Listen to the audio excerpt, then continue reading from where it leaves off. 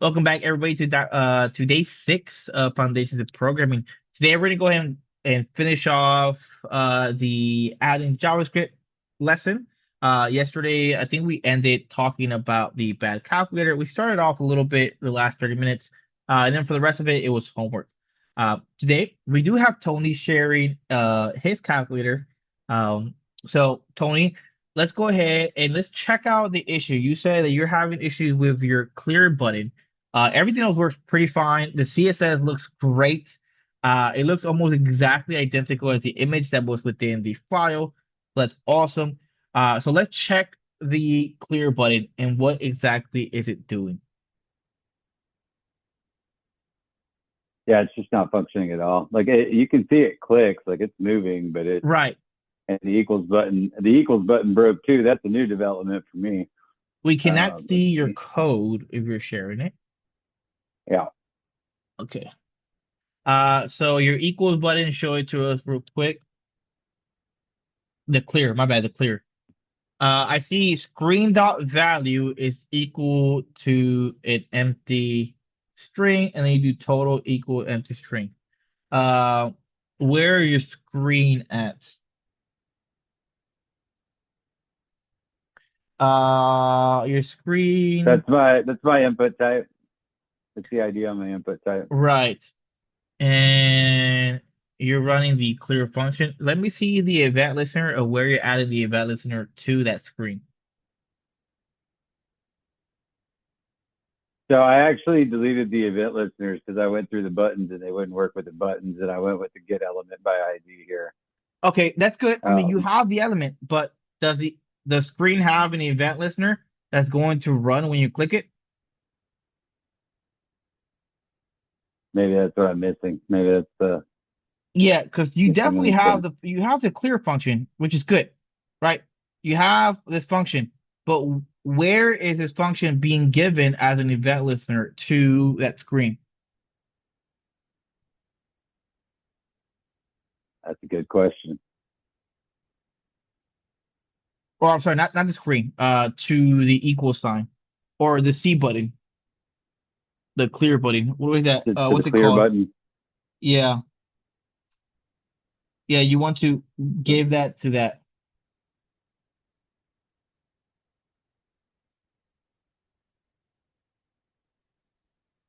Okay, not really sure what to do there. Okay, well, where are you doing What's your the event listeners? I'm sure you have it somewhere in the top right, on your JavaScript. that is the top of my JavaScript. So I actually removed the event listeners. I probably shouldn't have done that. I think that was maybe the problem. Um, yeah, because Yeah, there's no okay. function call in them. Yeah, that's no This is bueno. Okay. yeah. Let's go ahead. You can do it here if you want. After line one. You would essentially you're gonna call the screen. So do screen dot add event listener, and then the event is gonna be the click. And when you click it, it should run the clear function. And there we go. So let's try it out.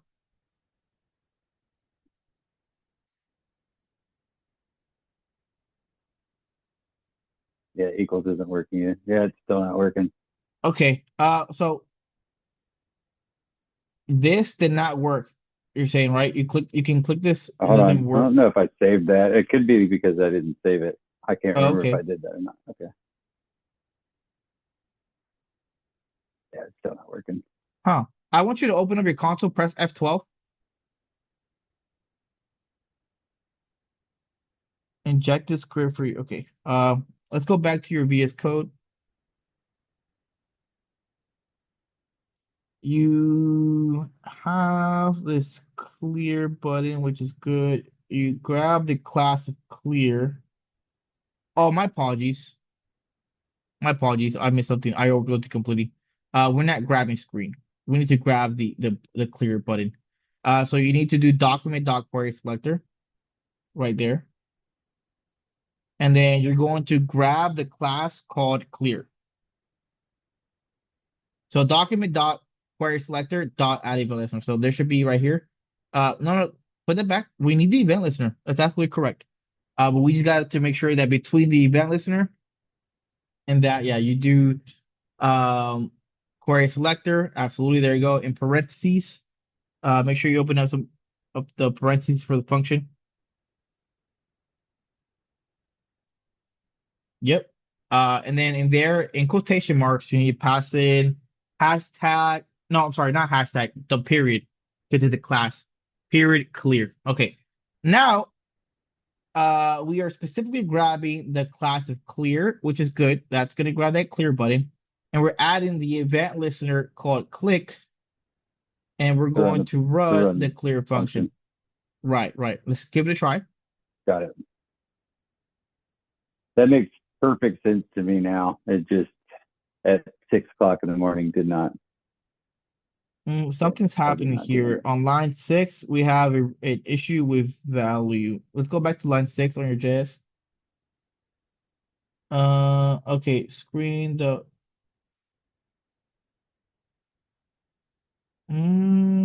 What is going on here?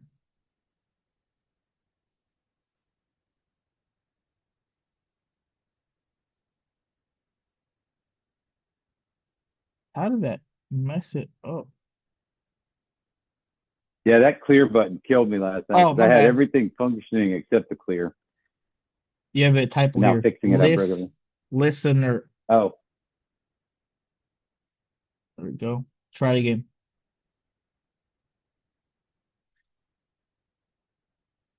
The or clear. the equals isn't. Oh, the clear works. So the clear Now I works. got Okay, to. there we I go. probably need to do the event listener for the equals too. Yeah, more than likely. Whatever you're trying to do to run the arithmetic isn't taking into account the buttons. Yeah, this would be the equal, I think. You're doing expression eval. We say if screen dot value does not equal an empty string. Okay, so you're checking if it equals an empty string. Okay. Else if when is result being ran? That function results. Okay, I see. A total dot ends with. Yeah, it's Okay. here. Okay. Fine. So back up to the very top. Add an event listener for the class called uh equals, I would say, right? That what you're trying to do? Yeah, yeah. So I don't. Do I still need this query selector though? Yes, you gotta Okay. grab the element, right? We use the DOM by calling the DOM methods, which is document, right? Dot query selector to grab different elements. Equals is a class, so make sure that you prefix it here with a period. Oh, that's right. All right, and we're gonna run the function of result. It requires a comma, which is why you're getting an error. Oh, Let's try this. We might have to do some tweaking for the equals.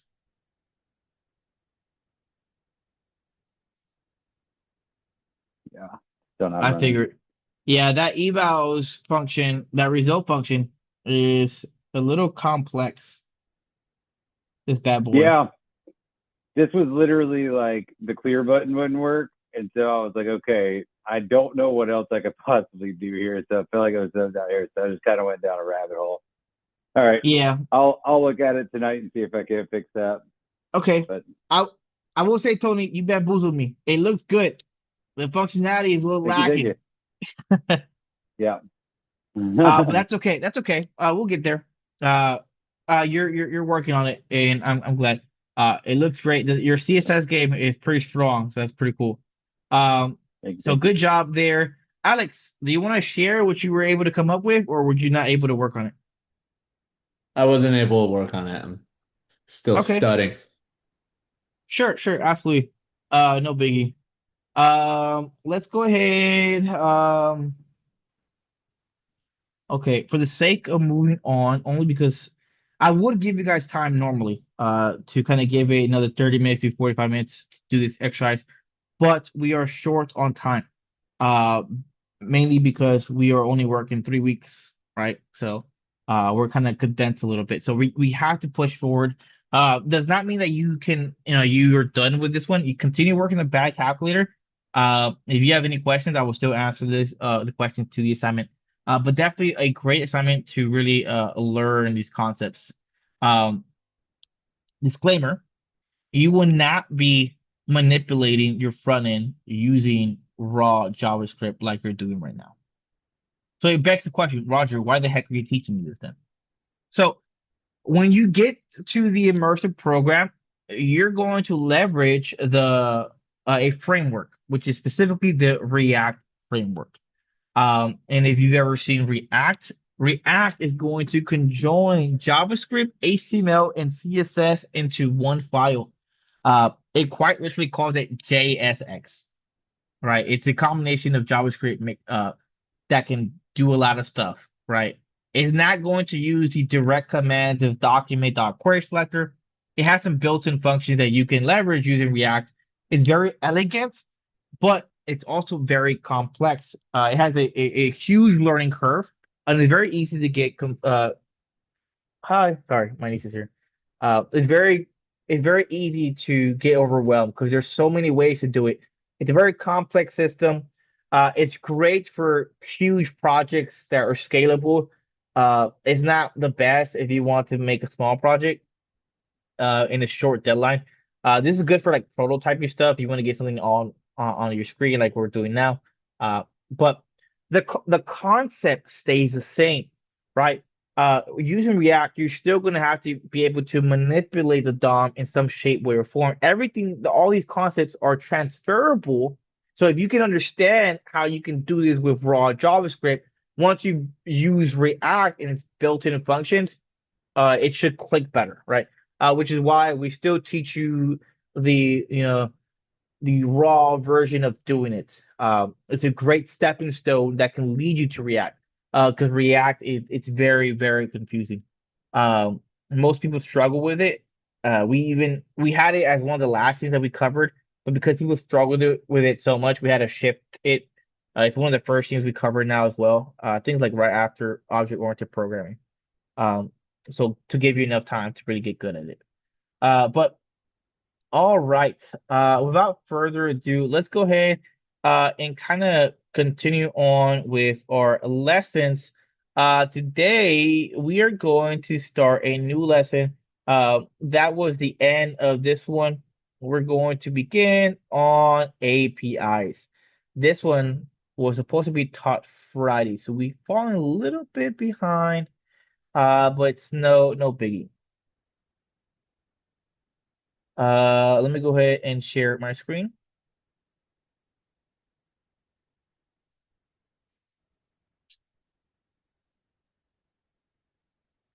All right. APIs. So we're still on front end. We're going to leverage everything that we did yesterday, and then use that with APIs together. So what is APIs, right? APIs is short for application programming interface. It is a very simple interface for a very complex action.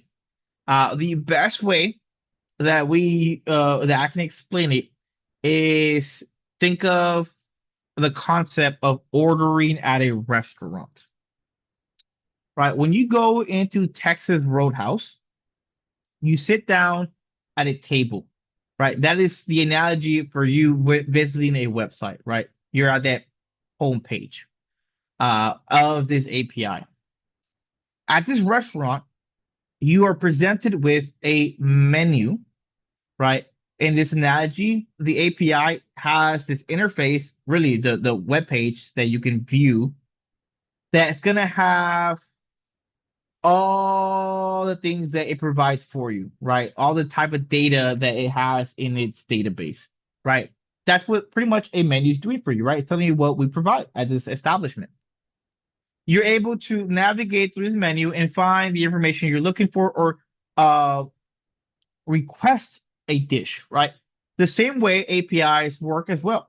You're able to read through the documentation on this API, see what they provide for you, right? What kind of services and how you can receive these services.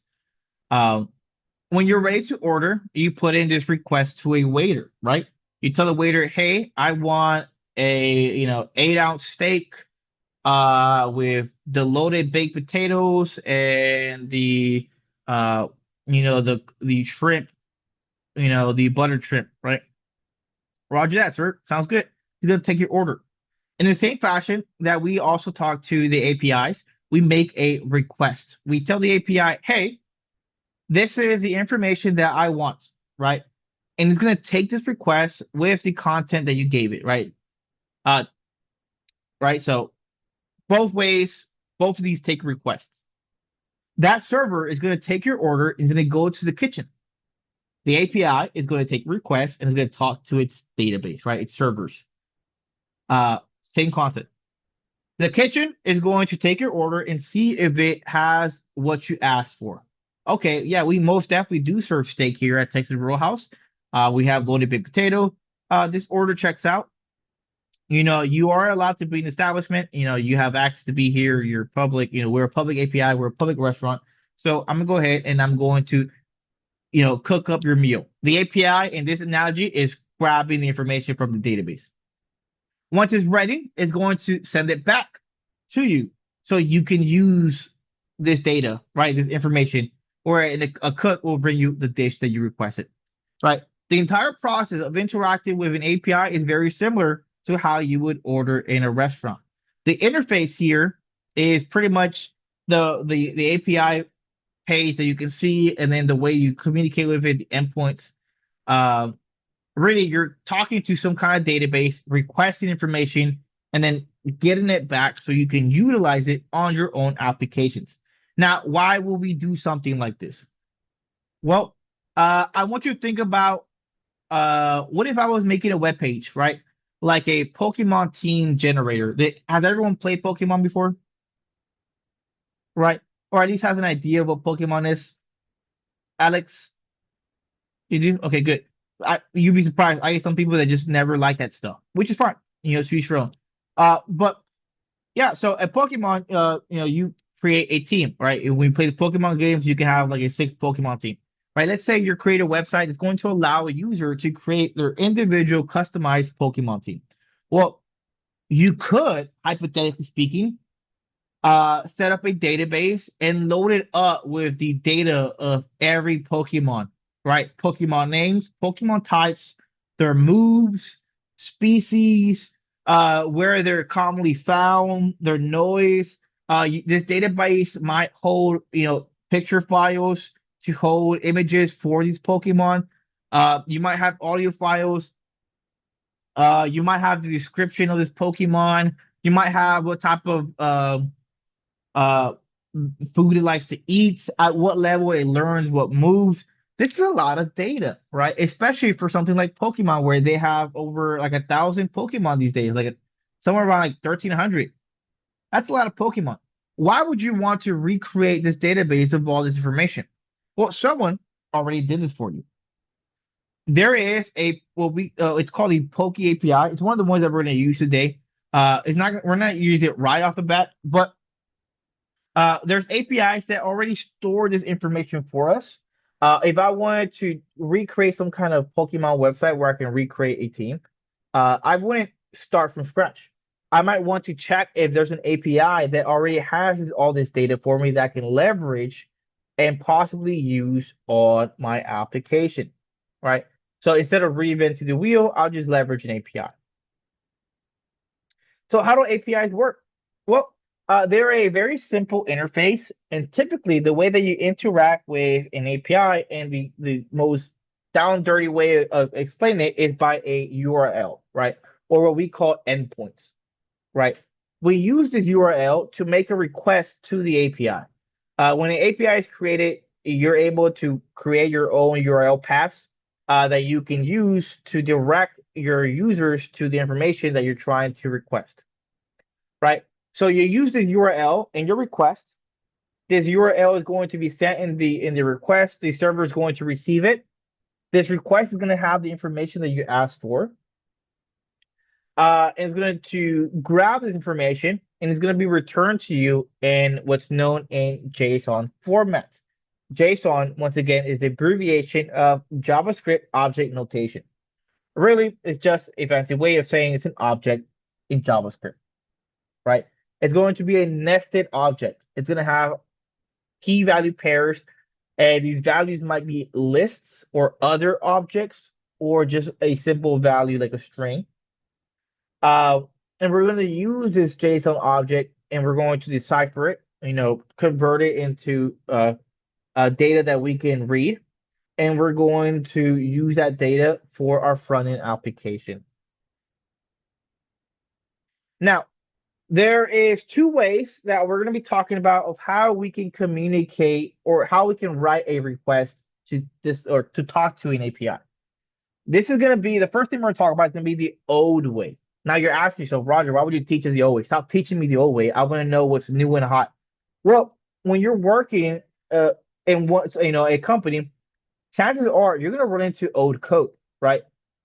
Most of you, unless you're working for a startup, you're going to work with a company that already has a pre-established code base, right? The company is standing, running strong. Many software engineers have come before you. They built this infrastructure, so you're going to work with code that might be a little outdated. Uh, Depends how old it is. If you're working for the federal government, their stuff is significantly more outdated. Why do you think their stuff sucks? They have a lot of outdated systems. They take forever to get on with what's new and trendy. Whereas the civilian sector, everyone wants the hottest thing on the market. How we do things now. There's a new framework that came out. We're using this new language. There's new stuff. Everyone wants to talk about AI. Uh, and you'll see newer code, right? Whereas uh, federal government might have outdated code. Unless you're in a startup, you won't be doing something from scratch. And you probably won't be in a startup unless you've had years of experience. Most startups won't hire you if you're right off the bat because they want someone that knows what they're doing because they're building from the ground up. So I wouldn't recommend you applying to a startup, by the way. But the point is you're bound to run into legacy code, right? Some old code, some old head kind of wrote that he probably doesn't even know how it works anymore. So you might see something like this. So it's important to be aware that you might see code written like this, right? So this is the old way of using an API request, and that's by leveraging the method called fetch. We're going to use the fetch method. So from the top here, they invoke the fetch method. This is a JavaScript built-in method, right? In case you're wondering where it is coming from, right? This is built into JavaScript. You start off with the fetch method, and the fetch method takes an argument. That argument is the endpoint that you're trying to talk to, right? The endpoint is a fancy way of saying the URL path, right? The URL path of the API you're trying to ping. Here is the API, as you can read through the URL. It's called the dog API, right? There's a file path that we're trying to talk to directly. It's under API, under breathe, image, and random. I'm assuming you can probably make an educated guess what we're trying to grab. We're trying to grab a random image of a breed. We didn't specify. You can tell by the URL endpoint, right? So this method is going to send this request, and something's going to come back from this. Just like you guys have known and been taught with functions, they typically return something, right? Sometimes they return none, but typically when we run a function, they're going to return some kind of input, or really the term is output here, right? They're going to return some kind of output. So when this function is done running, it's going to return something, and they're invoking the .then method, right? This is kind of unique to this scenario as well. What this .then method is saying is, hey, once this function is done running, and only then do I want to move forward with the next part.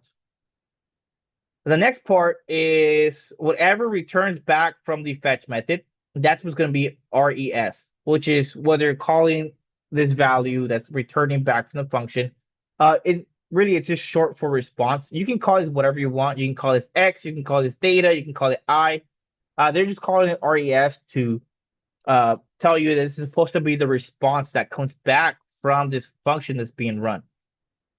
Well, the dot then is saying, hey, once this function is done running, grab what comes back, the response, and I want to convert it to JSON by invoking the .json method.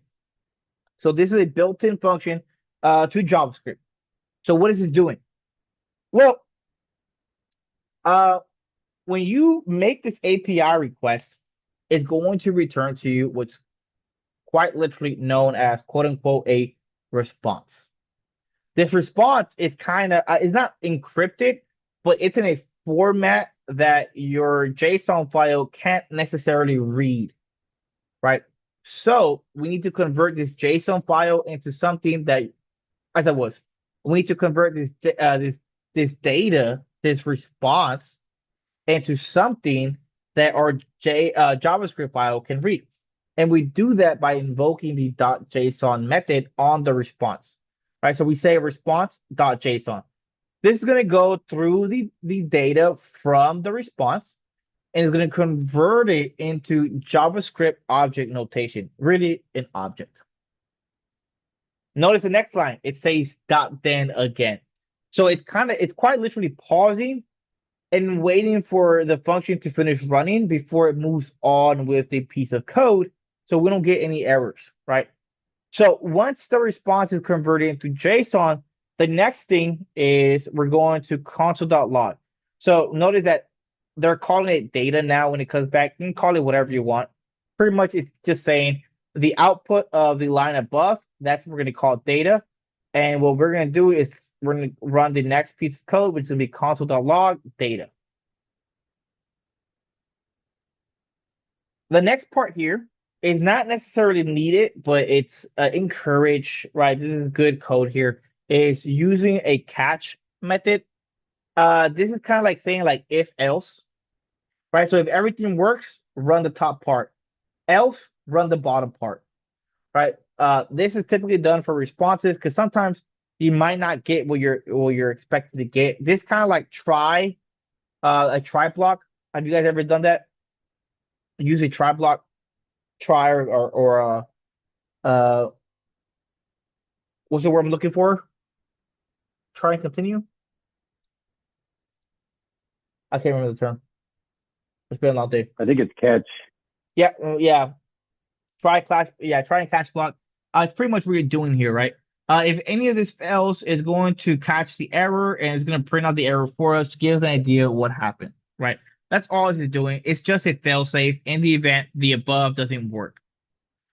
But let's go ahead and stop talking too much about that and see what the response looks like.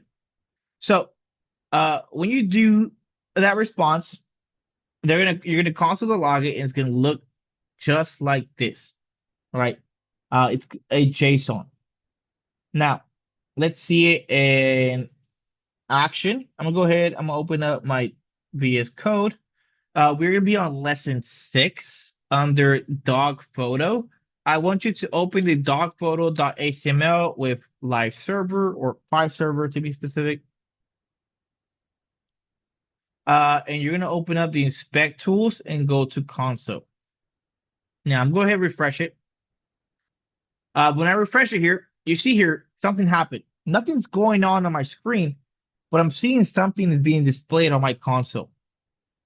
It's notice the curly braces. This is an object in JavaScript.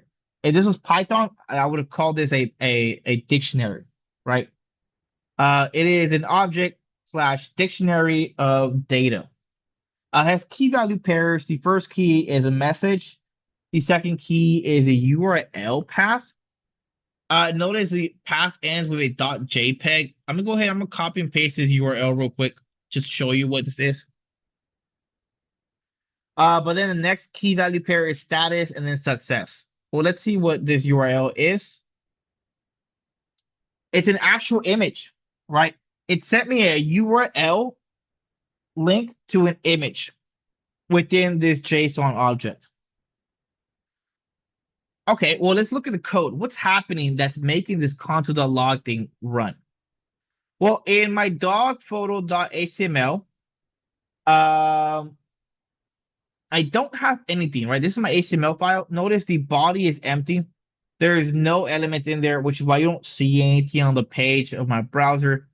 But something is definitely running, right? I can see here that there's a script tag added to it.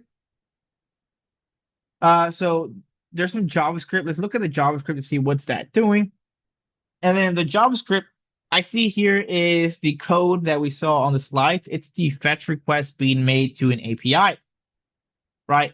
I obviously saw something being console.log. Notice here I got the console.log of data. I can show you that this is the actual console.log that's happening because I can do something like this where it's like this is the data. And then you can see here it's being printed out alongside the JSON. So this is definitely that data that's being console.log, right? So uh does anybody have any questions before I move on?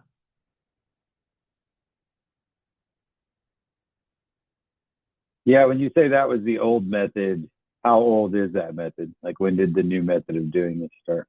This is like 8 years ago, 8, 10 years ago. The new method, Okay, newish, has been around for I would say like uh 8 to like 6, give or take. I mean, you've been able to do it for a while, but people kind of started doing it more often.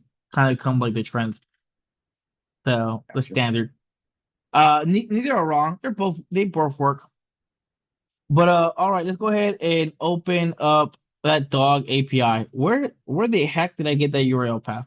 Let's visit our very first dog API or API in general. Here it is. Typed in dog API. It's gonna be the very first one. It's called dog.ceo. I'm gonna click it. It's a very standard API. There's nothing crazy here.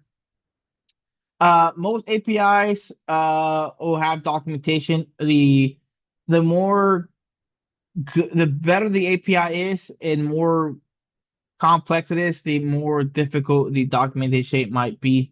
This is a very simple API. All it does is it has images and stuff for dog breeds, nothing too crazy. Notice that my home screen right off the bat, it gives me like a demo link that I could use. This is the same link that I used in my API request. And it tells you like what's supposed to come back from it. So it gives you the example outputs, which is JSON, right?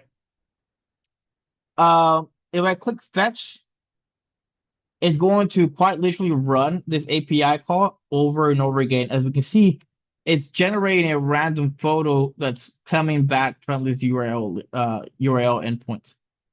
So this is what I'm supposed to be expecting from this endpoint. If I click on documentation, I can see what other stuff they offer. They have different endpoints here. Notice they have list all breeds, random image, by breed, by subbreed, or browse breed list. Let's go ahead and go list all breeds. Notice that the endpoint for this change, this is the specific endpoint to grab all breeds. The random image one goes back to what we saw earlier. We can check the by breed endpoints. Notice here is the by breed, by subbreed. Every single thing, right? Every single category has its own endpoints. That's typically common, right? You want to separate where the endpoints lead. But this API was created in this manner. I didn't know. The only way for me to know how this API works is by visiting their documentation, right? And each one of these gives me example of what I should be expecting, right? So most will have something like this, so you can see what you should be getting back in return. I can check the breed list, and check out what kind of breeds they have.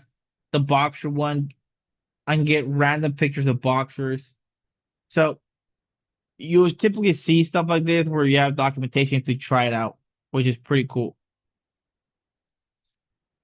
So this URL path Specifically the random one, is what I use for my endpoints, right?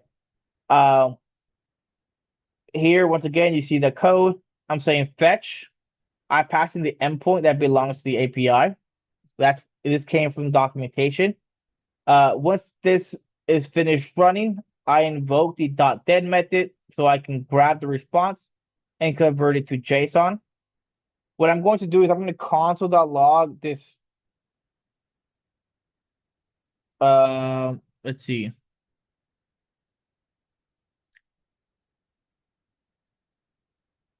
I wonder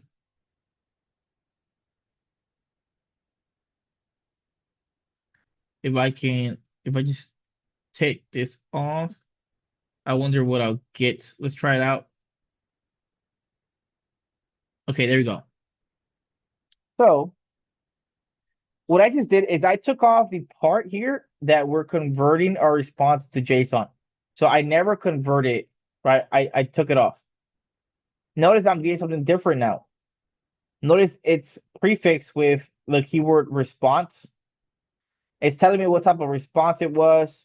I got the URL that I made on my request. Uh, it says status was 200, which is typically or a status 200 means okay. It's giving me some stuff, but nothing that it's useful, right? Nothing that's useful because I can't read what came back from the response. This is what a raw response looks like before it's been converted. As you can see, it's not user friendly, which is why we invoke the .json response to convert the response in JSON formats. And there we go. Now you have the JSON format, which is an object of the key value pair that's supposed to come back from that request. Do you have any questions so far?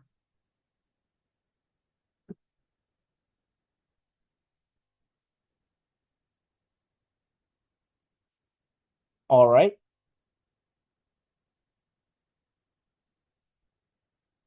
So what you guys are going to do is you're going to build upon this.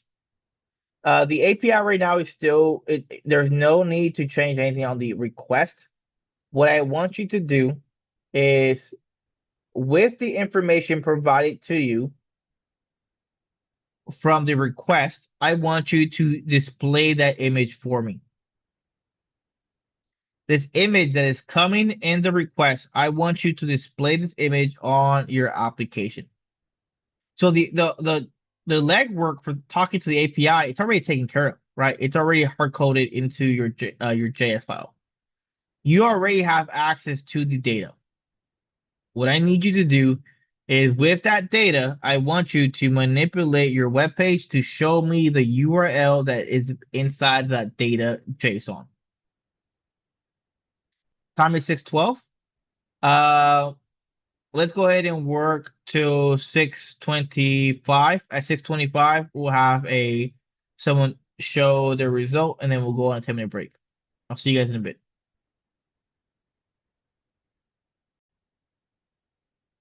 All right. I'm assuming no one finished. Was it too confusing? Okay. Let's go ahead and I'm gonna go ahead and share my screen, and then we'll talk about it together and see how it's supposed to work. Let me go ahead and make these side by side. All right. And put this on the side. All right. Okay. So, let me share my screen now. Awesome. So we should be seeing my laptop. On the left side, we have my VS Code, and on the right side, I have uh the browser. So all the heavy lifting was pretty much done for you already. When I refresh this, I get a different image. So here I see Terrier, American, and then a series of numbers. I can refresh this as well. And I see here I get Labradoodle. So it's a different image. Now, how do I make this image appear on my screen? So I have the data for it. I showed you earlier. I copied and pasted that URL that's in the response, or really the JSON, and I was able to open it up in a new tab. So how can I use that to my advantage? Well, right now, when I use console.log data, this is what's coming out. But what I really want to do is I want to access that URL for that JPEG because that's where the image is located at. So how can I grab that URL? Well, what do we know about JSON? What's the Python equivalent of JSON? Object. A dictionary. Dictionary. Yeah, Dictionary. in JavaScript, it's an object, right? JSON. Python, it's a dictionary. But you access them the same way, right? Bracket notation, right? They have both key value pairs. So if data is the dictionary, aka the object, then if I wanted to access the first value right here that's assigned to message, I would probably want to say something like data bracket message. Right. And now when this refreshes, notice that I'm no longer getting the entire dictionary, or in this case, object. I'm only grabbing that URL. Right. And really, that's what I want right now. So I have the URL here. In my HTML, there's nothing here. I I have the image tag, right? But the image tag is empty, which is why I don't see anything on my screen. Now I can add an alt attribute here so I can at least see that it's being printed out. Uh, and say something like dog image, right? And notice here's that broken image link because it doesn't have a source. So I want to grab this image and give it a source. I already have the source that I want. It's that URL that's coming from the request. So I need to grab the URL and add it to that image. Now I could grab the entire image, but really what is correct practice is probably pass it a class, right? That I can use to grab the specific image. I don't want to just grab all of image tags. I'm gonna say dog image, and I'm gonna use that class to grab that element. I'm gonna say uh dog image, or yeah, dog image is equal to document dot query selector. I am trying to grab the class of dog image. And when I grab it, I'm going to say dog image dot source is equal to data at the key of message. And I see here now that I'm getting an image displayed. So what did I do? Well, first and foremost, I create a variable that I'm going to use to assign the element that I get in return from querying it by using query selector. I query the element with the class of dog image, which returns that image tag to me and assigns it to the value of dog image. And then I grab dog image. I think this should be said let. Yeah, it should be let. That's correct practice. Uh, After I create that variable that's holding that element, I grab that element by saying dog image. I grab its source attribute and I reassign it a new value, which is going to be that URL path. And now every time I run this, notice that I have my nice little dog. It's a random photo of dogs, right? Um, Now why is this giving me a random dog every single time I refresh this page? What's happening here?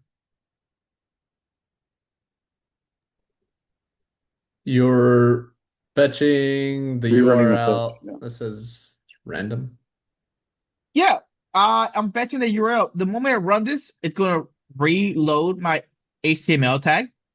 Eventually, it's going to grab the script tag and it's going to load the script tag.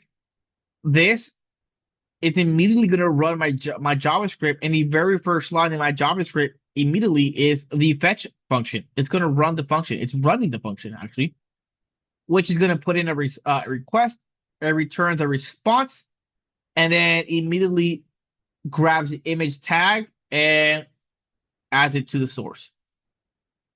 Now, what do you see also when I refresh this? I don't know if it shows you what I want you to see. What do you see? Do you notice the lag when The I yeah, the alt. yeah, you see the alternate, right? For a brief second, you see the message set on the alt attribute. That is because there is a process that's happening. Every time I refresh this page, quite literally, I am pinging that API, whatever is being hosted, I'm sending it via the internet, a request, asking the dog API website to go into their servers, retrieve me a random image, send it back to me at my location so I can use it in my source tag to display this dog. So that is not instantaneous, as you can see. There's that brief delay. It happens fast, don't get me wrong, but there is a brief delay. Like it's not instantaneous. The moment you click it, it already has the image. It has to work, and it's a very split second. Oh, you almost miss it, but you can see it happen. Now, Is is uh, that not because you're linking the HTML, you're linking at the bottom, the JS file? it's a combination of both, yes, Oh, but okay. really, it's mainly the fact that um, it's also putting that request. But it's a combination of both, absolutely. But it's enough to see that, right? And that's not very appealing. That's not very user friendly. Like, what is that? Like, you see that, like, what the heck? Why did you show me a random text? It's not very nice. I love these dogs. These are a lot smaller if you ever see one in person. They're super small. They look bigger in pictures. But all right. So the next 5 minutes, I want you guys to change this functionality a little bit. As of right now, I don't like that I have to keep refreshing this page. I also don't like the moment that I get to this page, it immediately gives me an image. That shouldn't happen. What I want this to do is I want it to be added to a button. So create for me a button that when I press it, it's going to give me a random generated dog. There should be no reason why this immediately gives me an image out of nowhere, right? This is just what I'm trying to decide for my website. All right. So first and foremost, prevent the image from being displayed every single time I refresh the page, and it should be added to a functionality for the click of a button that should be called generate dog. Give that 5 minutes. Time is 6:46. You got to 6:51.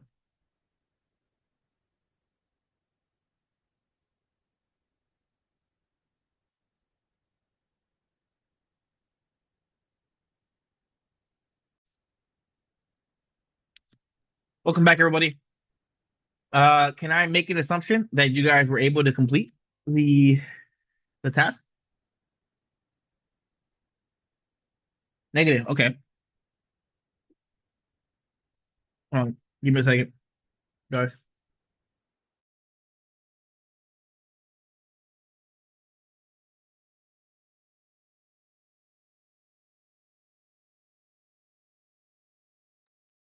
All right. Sorry for that. I had to let my niece know that she needs to go somewhere else. All right.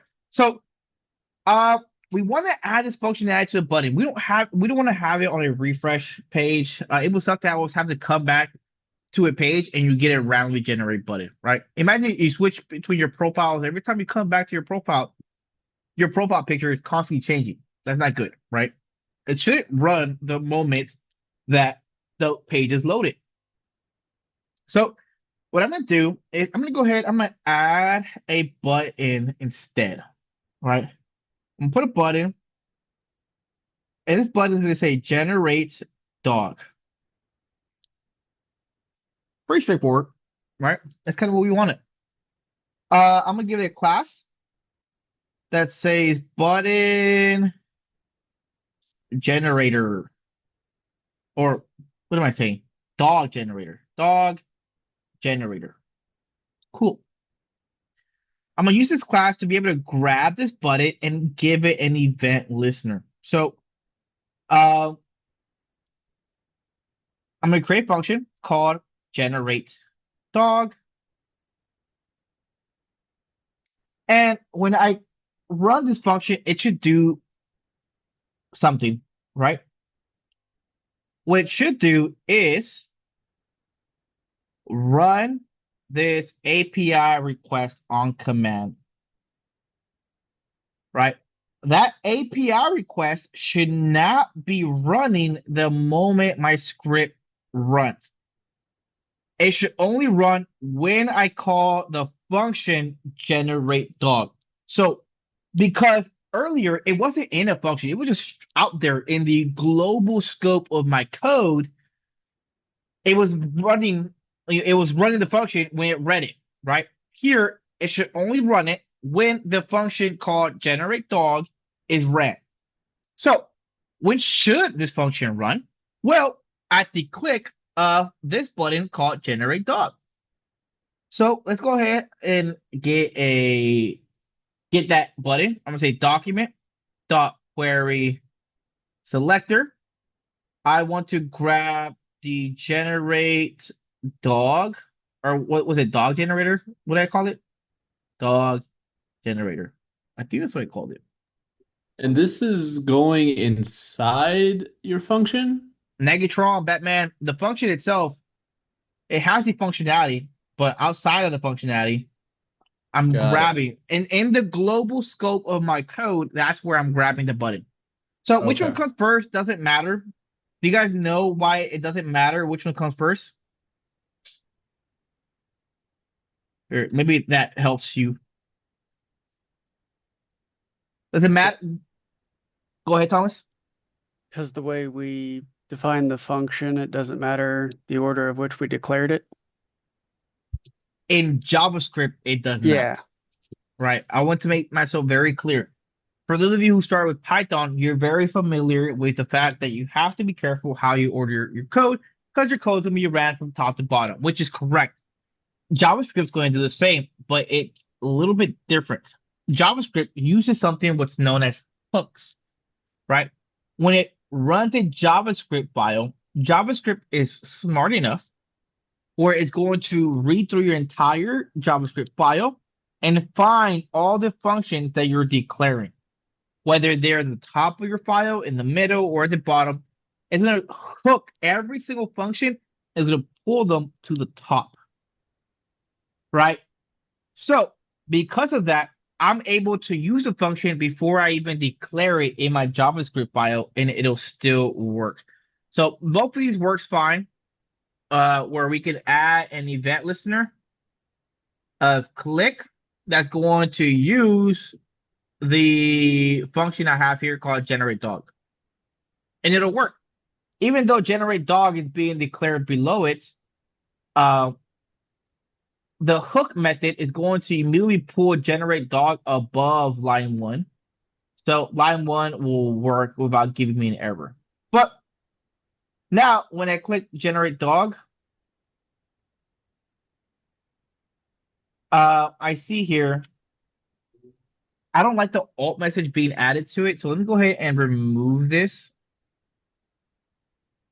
That really bugs me. I'm going to add the text for the alt afterwards by saying dog image dot alt is equal dog image. There we go. Okay, there you go. I no longer see that text, but when I click generate dog, I now get a random dog every single time I click the button. So now that functionality from the API call is now encapsulated within that function. It is no longer within the global scope of my page. It's only going to work the moment that I click the button dog generator that has the click listener that's going to run the function of generate dog. Do I have any questions on how I was able to achieve this?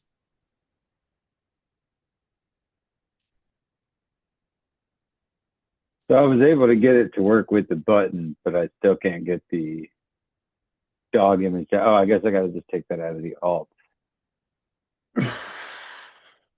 Never mind. I'm good. Okay. Anybody else? Alex? Mm. Um, no, I think. Oh no, I think it's just indentation that's stopping me here. Okay. Okay, no, yeah, I'm good. Right on. All right. Let's go ahead and move on. So that's a dog photo.html. So what is happening every time you refresh the page? Every time that I was refreshing it, it was sending the request to the API. It was querying the API's database, grabbing me the information, returning it to me, and giving it to me in a response. Now, let's talk about query parameters. So far, for our dog API, we used a random one, and this one didn't take any query parameters. This was a hard-coded URL point. We can use the same URL point and get different results. But you're going to find APIs, almost every API you find will have the ability to pass in query parameters, right? To have the ability to add optional information within the endpoint that can get you a much more customizable response, right? And the example we're going to use is the cocktail database. So in Google, go ahead and type in cocktail DB or yeah, cocktail DB. It should be the very first one. This is the cocktail API. It's another simple API that holds the information for different cocktails.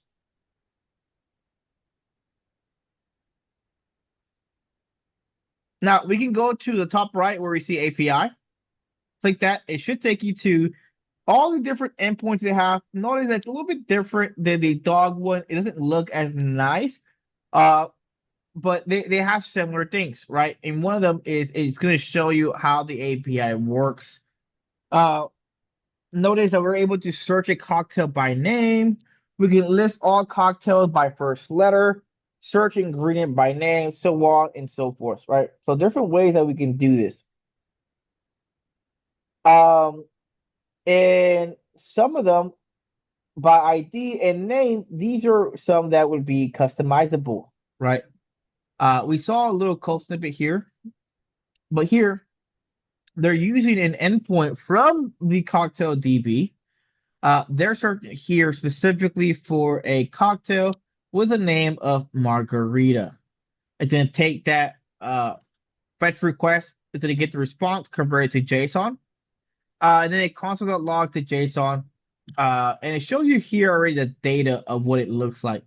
When they search or when they put in this request specifically for margarita, they got back uh, a big response. This one has five different possible, actually six different things. Because there's margarita, there's blue margarita, Tommy's margarita, white cat margarita, so on and so forth, right? There's different forms of margarita. So this endpoint has the ability where you can customize the parameter. It's not just random.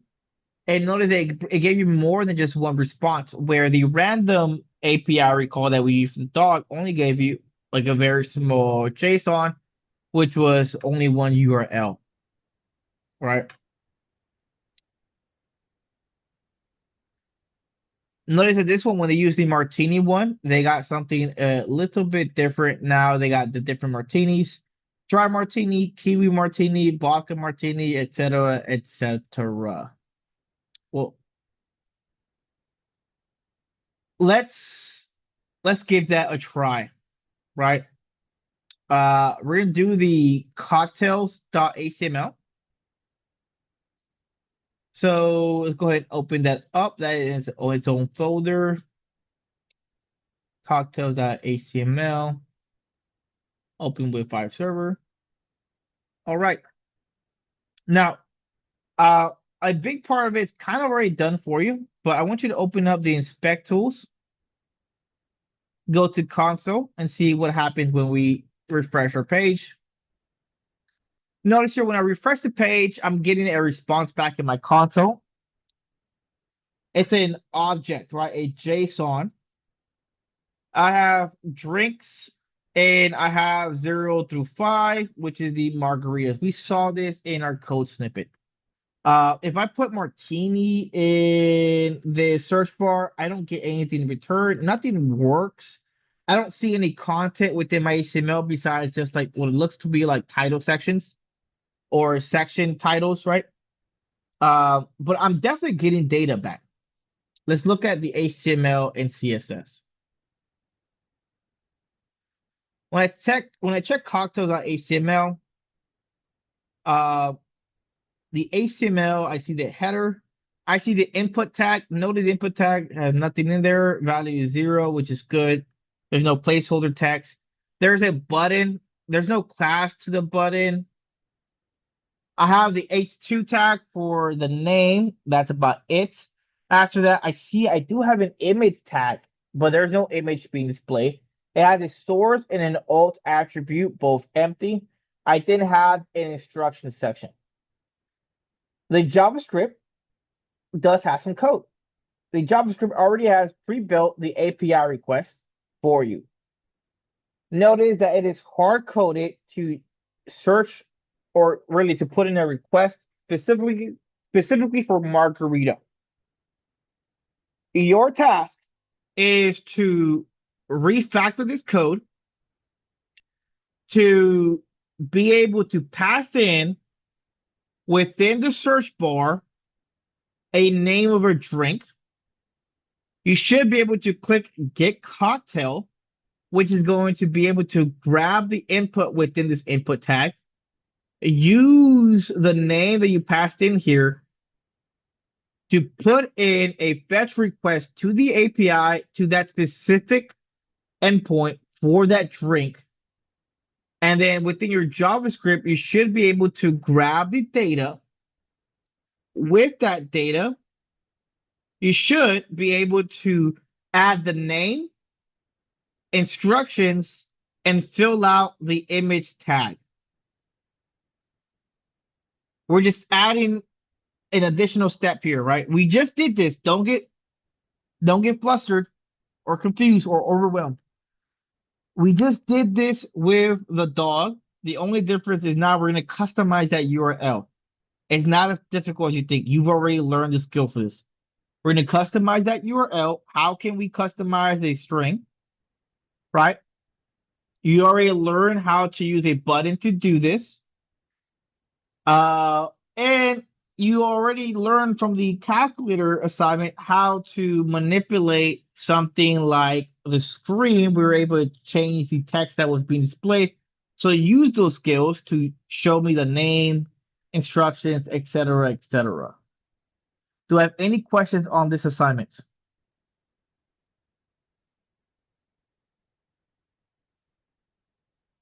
Awesome. We're gonna go ahead and work till 7:30. At 7:30, I want you guys to come back and we are going to review it after our break. So 7:30 to 7:40, we'll go on break. 7:40, we'll review and move on with the lecture. All right, we're gonna go ahead and give this a try. I don't think none of y'all finished it. Is that correct? All right, okay. So as of right now, we have something being displayed. That's being done by the fetch request. So we're getting data back, and as you can see here, it's the information that's coming back from the request. It's a JSON key value pairs where we have two keys, the key of drinks and the key of prototype.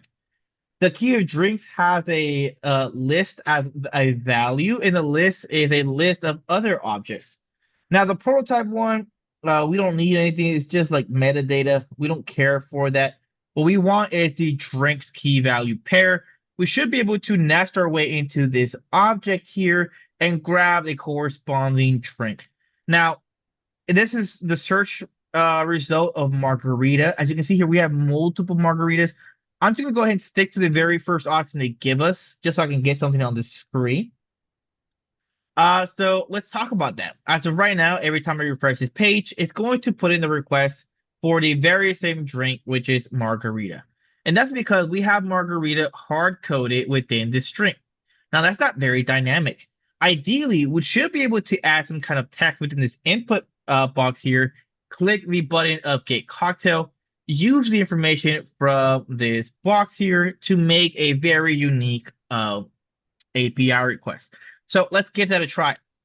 Well, first and foremost, I want to know what input I add in here. So if I were to pass a martini, I should be able to grab that. And I don't think I have it open. Stand by. All right. So I want to grab what's in the input tag.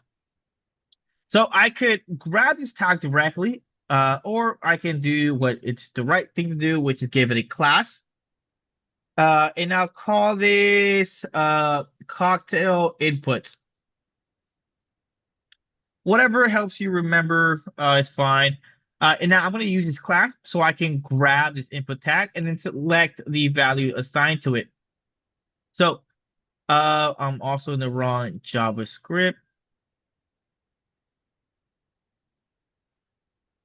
Okay, there we go.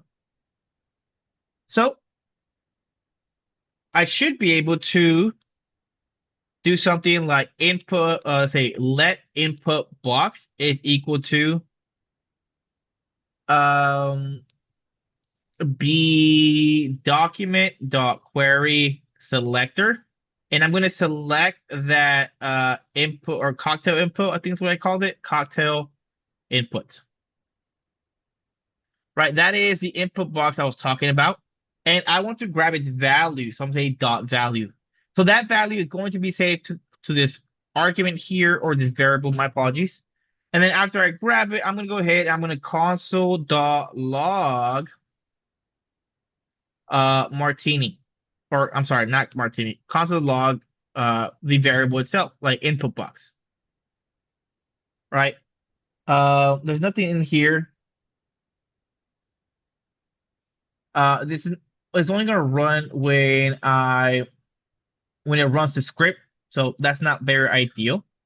Obviously because it's gonna load up once, and then when I refresh it, it's gonna reset the text, so it's not gonna work. But that's okay. Let's go ahead and connect the rest. So I'll make sure this works in a little bit, but as of right now, this should be able to grab the value saved into the input text box here. And when I grab it, it should be grabbed only when I press get cocktail, right? Get cocktail should be able to grab that value. And get cocktail should also be able to put in this request. So let's go ahead, create a function for that. We'll say define fetch cocktail. And it's going to be a function. Oh, my apologies. It's not defined. It's not Python. So function, fetch cocktail. And the fetch cocktail, when I press that button, I need to be able to grab the input text. So fetch cocktail should be able to grab the value from the box. Well, as of right now, I have the function, but nothing is calling the function. So let's go ahead and do something like document.query selector. I need to grab that button and give it an event listener. Now, does that button have anything to grab it with? As of right now, nothing except the name and type. So let's go ahead and give it a class. And this will be fetch button, whatever you want to call it. So I'm going to grab that fetch button. I'm going to give it an event listener, which will be click. And when I click it, I'm going to run the function I created earlier, which is fetch cocktail. There we go. And now if I type in martini and I click the button, I should be able to grab it. Now, I did get an error. It says can't read properties of no reading value. So something's happening here. When I'm running this query selector, it's not grabbing the value. And I already see what the issue is. When I try to grab cocktail input, I forgot a period. So therefore, it wasn't grabbing the element. Let me go ahead and put that period there, run it again. Martini. And I don't get an error, but I don't see anything. That's because I removed that console.log button. So console.log, input box. Let's give it one more try. Martini. And there it is. My button's working. I'm able to grab the input from the input box and display it in my console. Now, this is a good step, but we're not done just yet. Now that we have the cocktail name, I need to be able to use that to dynamically put in this fetch request. So let's go ahead and move the fetch request within the fetch cocktail function. So every time that I press this button, I should be able to grab the value from the input box. After I grab the value, I should be able to add it within the URL endpoint so I can make a customized fetch request. Now, to do that in JavaScript, I need to make this an interpolated string, which, as we talked about during the JavaScript crash course, you need backticks. And then we're going to replace the word of margarita with the $sign and curly braces where we're going to pass in the input box. Let's give it a different name. We'll say input box text so we know what it's talking about. Input box text. Or it could be like user input, user selection, whatever you want to call it. And now when I type in martini, instead of margarita, I should get only martini.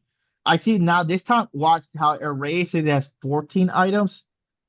This one is no longer giving me margarita, but I'm getting martini. So now I'm getting a customized version of this.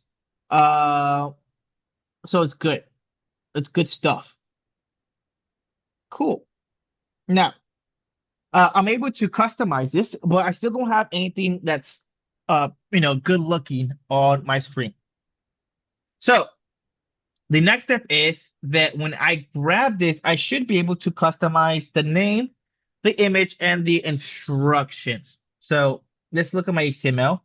I have name, image, and instructions. So the name, I'm gonna give it a class called cocktail name.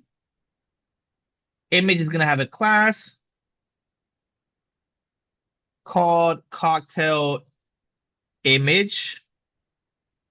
And then same thing for instruction, class of cocktail instructions. Awesome. Now, with that in mind, we can kind of start messing around with the data. Let's do cocktail name first. So we're going to say document.query selector. I'm going to grab cocktail name. I'm going to change the inner text and assign it the data. I believe it was drinks. We'll say index 0. And what else? I don't remember. Let me double check real quick. Martini.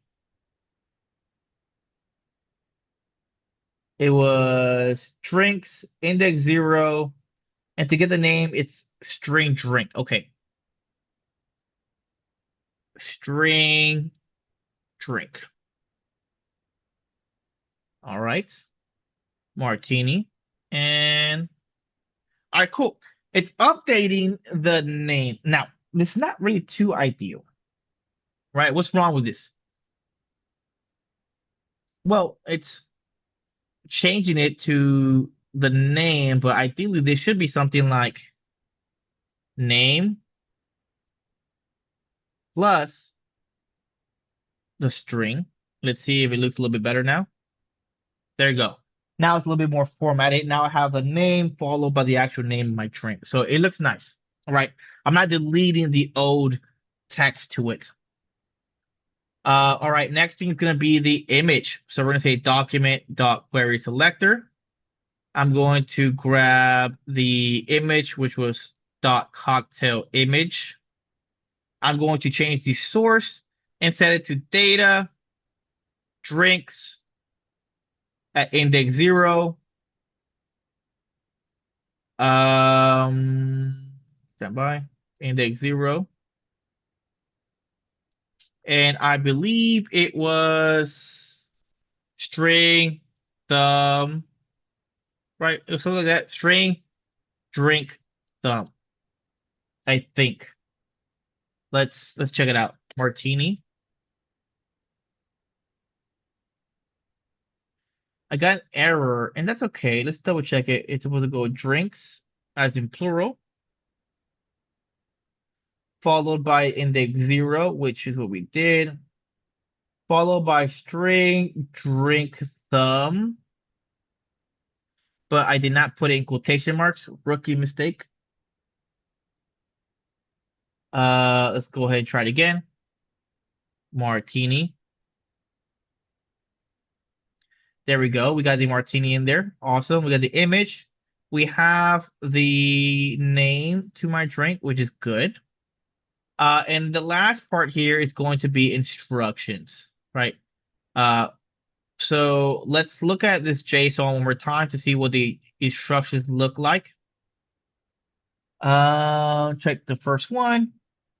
And then instructions, it looks like there's a handful of instructions.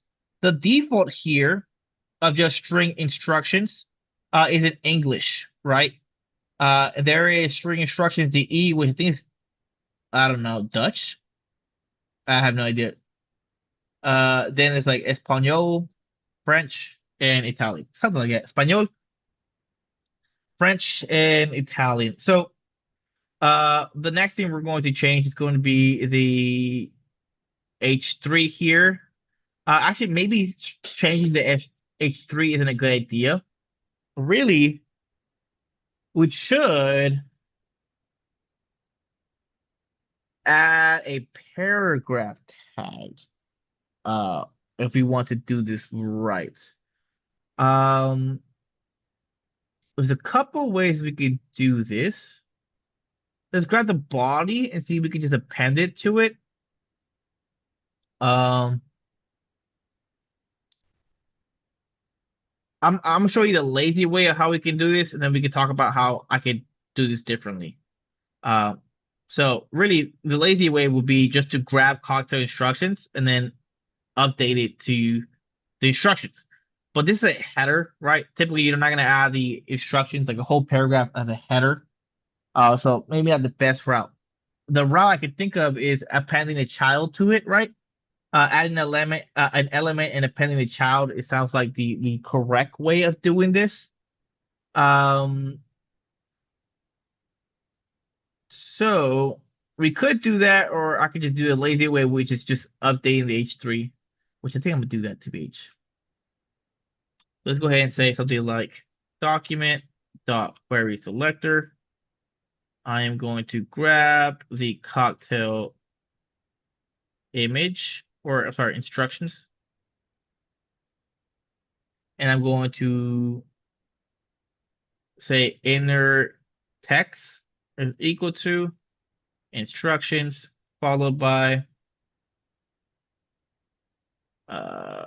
data drinks index 0 followed by string instructions. Now let's give this a try. See if I got no errors. And I got an issue here. Definitely my instructions didn't work. Just make sure that this is written correctly.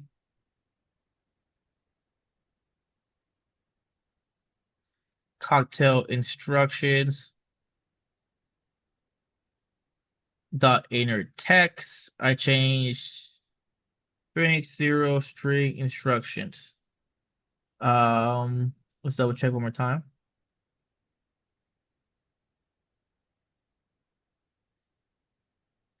I got an issue with my promise. Let's try it again. Okay. Data is not defined on line 12.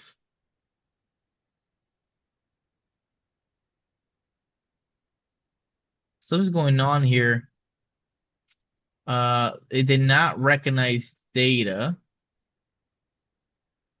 which is weird.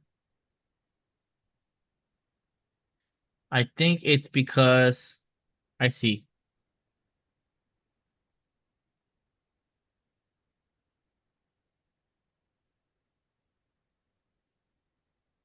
Somewhere my formatting got all messed up.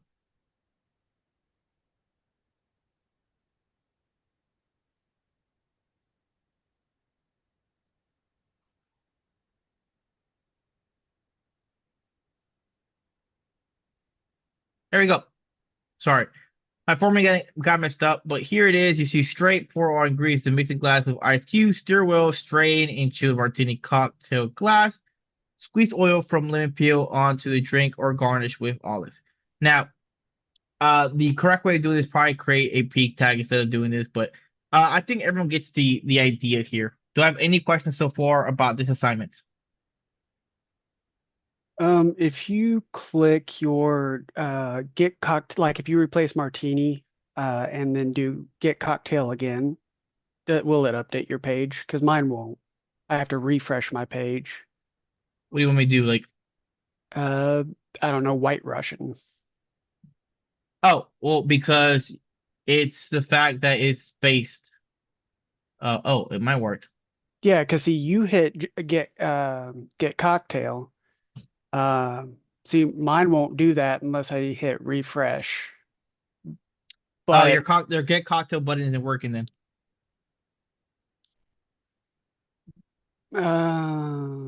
hmm. You have to refresh it. Yeah, something's going on. I've never heard this drink, by the way. Did I see White that? Russian. What was You that, show me that Tony? last line of codes that you just did, because I thought I had the exact same thing you did, but mine's not. The instructions. Trying to figure out where I went wrong.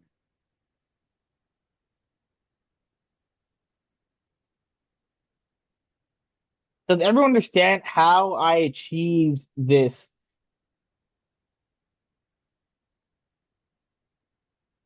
Nobody? Nobody understands? I have a general idea. I'm just trying to figure out, because mine looks exactly like yours, but it's not doing the same thing. So I have to have something out of place here. Yeah, I'll definitely check it out.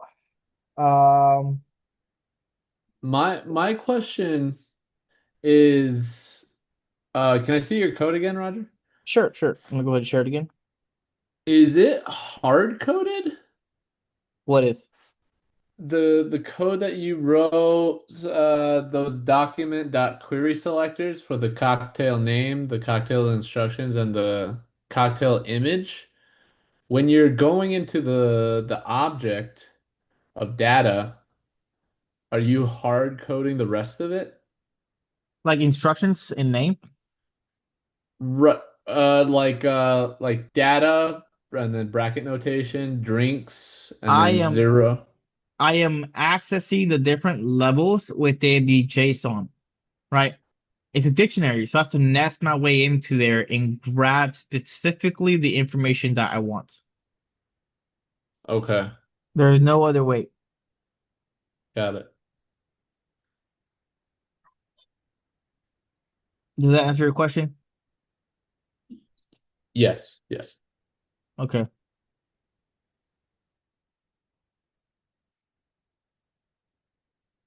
Anybody else?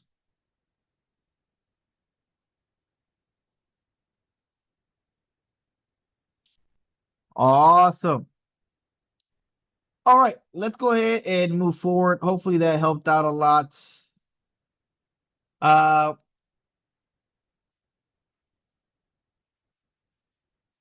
so before it wouldn't work, the API wouldn't work if we didn't take into account stuff like Moscow Mule, but somehow it works now. Um, so we're not going to cover that slide.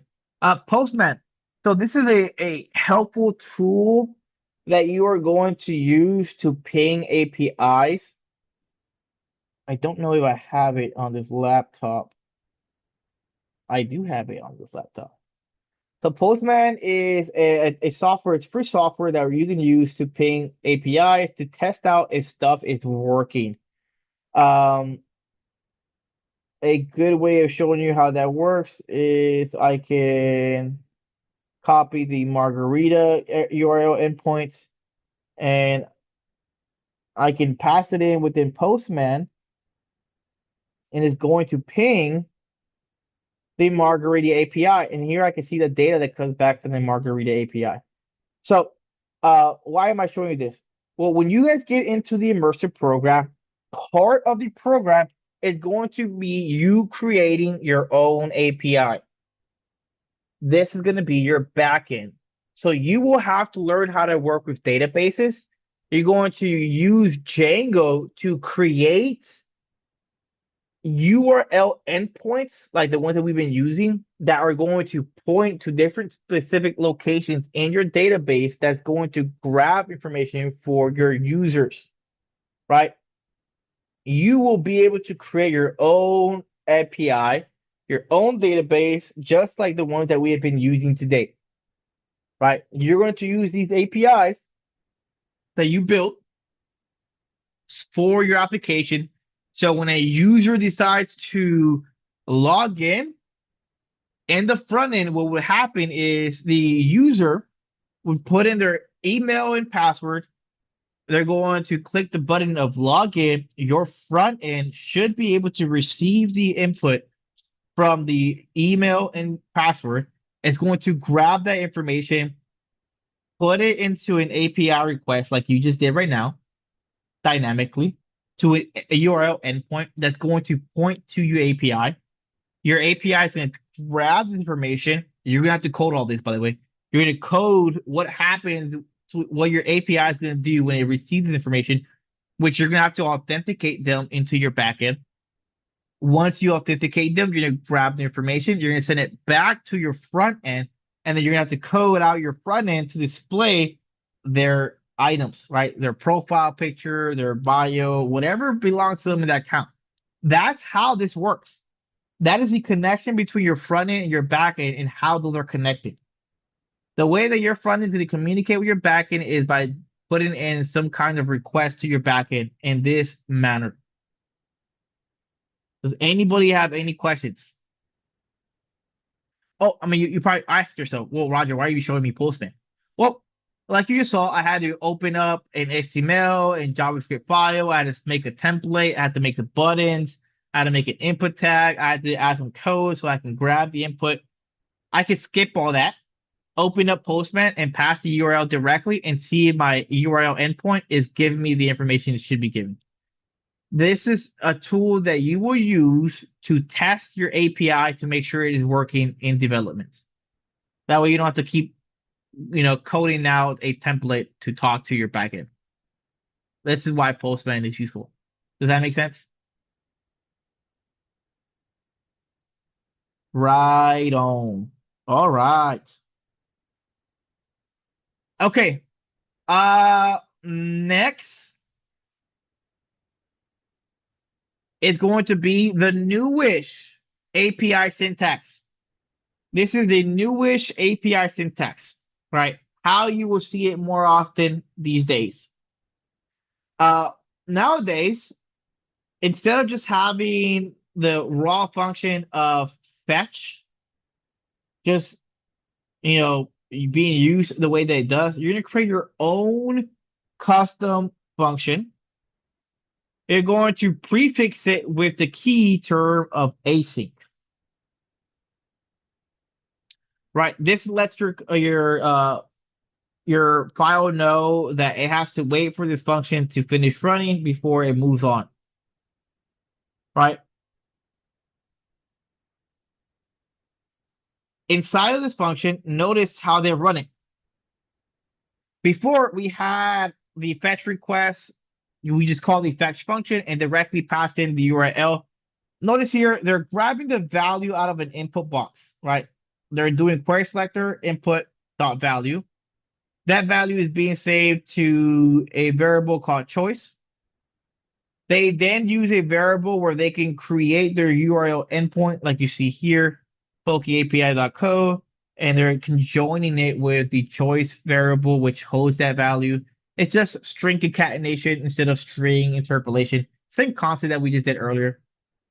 What changes is because we're no longer using the fetch method or the .then.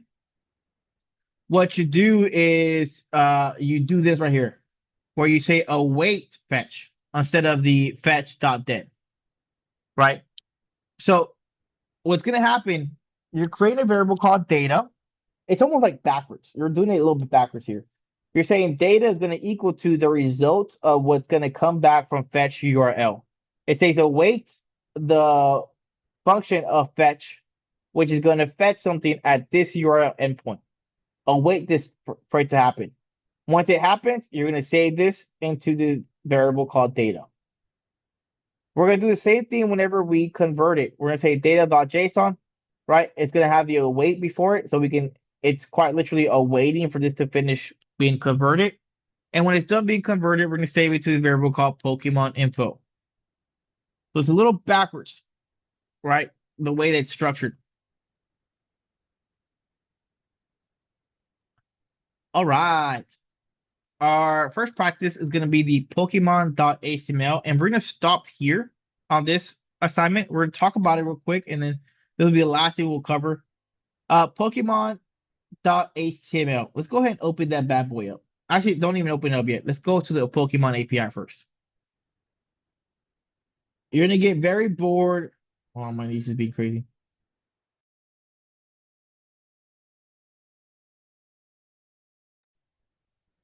All right. Sorry. Let's go ahead. We're going to go to Poke API.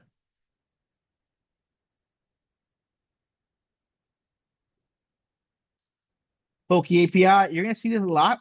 Once you guys start the course, you will use this a lot. But Poke API is just like the other APIs that we worked on. The very first page, you're going to see a try it now version of it. It's already pre-filled out with Ditto. And then you can see in the bottom below it says like what your JSON should look like. There's a lot of information that goes in here. We have the names of stuff, abilities, ability names. We have moves, transform. There's URL endpoints for all this stuff. Generation type. You see generation I4 or IV, right? So generation 4. Uh, and you have an abundance of information. You can mess around with this. You can do something like Charizard, submit here, and now we see here that now I have Charizard information. It has Blaze, solar power, um, all of Charizard's info. You can even see the raw JSON and what it looks like. This is what you're going to be grabbing. It should look something like this, the raw JSON. It's just, as you can see, a big dictionary. And it's long. It's a lot of information here. Look at all this. You're going to be expected to work with stuff like this and be able to look through the data and kind of figure out what you're trying to do with it. Now we can look more into documentation. There's a lot of stuff that goes into this. If you click, I think API v2 at the very top is going to take you to documentation, which I was correct. You can see stuff like berries, encounters, evolutions, games. We're going to go to Pokemon. Under Pokemon, we can look for stuff with like abilities, characteristics, egg groups, gender, growth rates, natures, Pokemon stats, and a wide variety of different stuff. People use the Pokemon API to build browser games of Pokemon. So, it's a pretty cool API. We're going to try to grab the images. So let me go ahead and open up the Poke API. Pokemon.html, live server. And there you have it. This is what we have so far. Let me go ahead and open up the inspect tool and refresh this. Okay. So I don't think anything's connected on this one. It is. Let's go with Pikachu. Okay.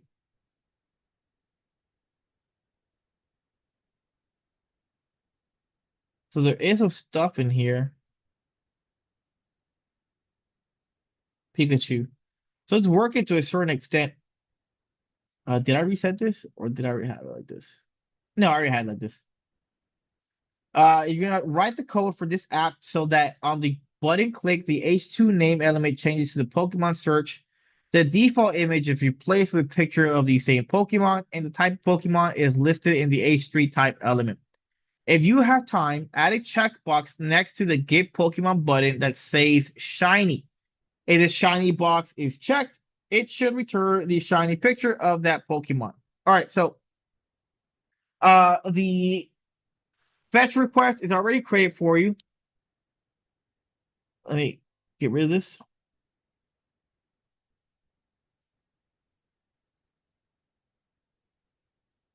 We are pinging the API.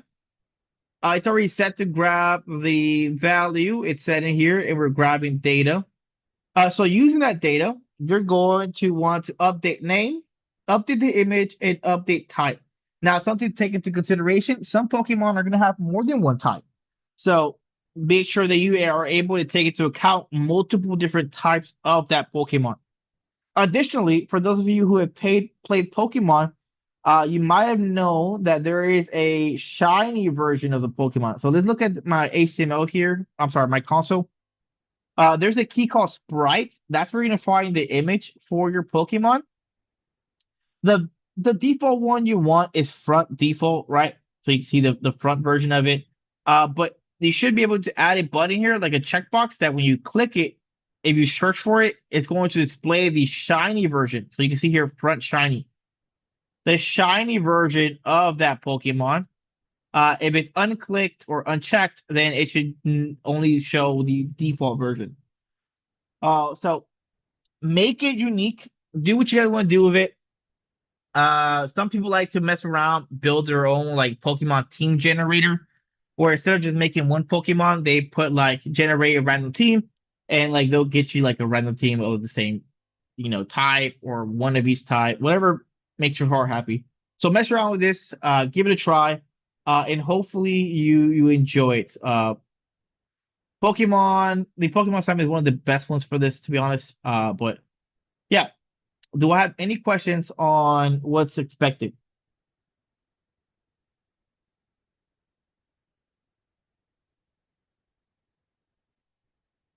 Okay, I'm going to pause the recording now.